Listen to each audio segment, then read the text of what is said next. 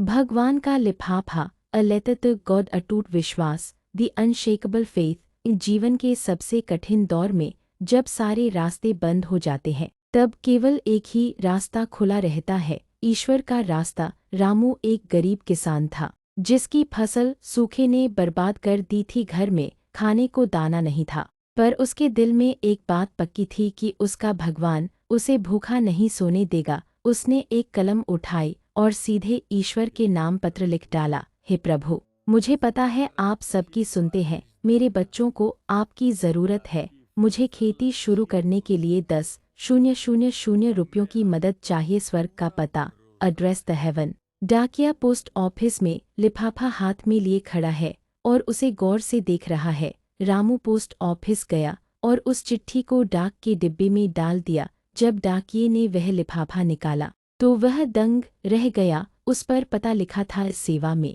भगवान, स्वर्ग लोक। डाकिया पहले तो हंसा, पर जब उसने चिट्ठी के भीतर का दर्द पढ़ा तो उसकी आंखों में आंसू आ गए। उसने यह बात अपने पोस्टमास्टर को बताई। ईश्वर का माध्यम, गॉड्स इंस्ट्रूमेंट। मास्टर एक नेक दिल इंसान थे। उन्होंने सोचा कि इस भोले किसान का भरोसा टूटना नहीं चाहिए। उन्होंने अपने स्टाफ से कहा, दोस्तों, हम भगवान तो नहीं पर ये उनकी बहुत तरफ अच्छा से काम मदद है। तो कर सकते भगवान हैं। आप सबका भला सबने करे। अपनी जी सर, तनख्वाह हम से सब इनकी कुछ मदद पैसे करना दिए। चाहते कुल हैं। हाँ, ये लीजिए हमारी तरफ से। 7,000 जमा हो पाए। उन्होंने पैसे लिफाफे में रखे और उस पर लिख दिया, ईश्वर की ओर से।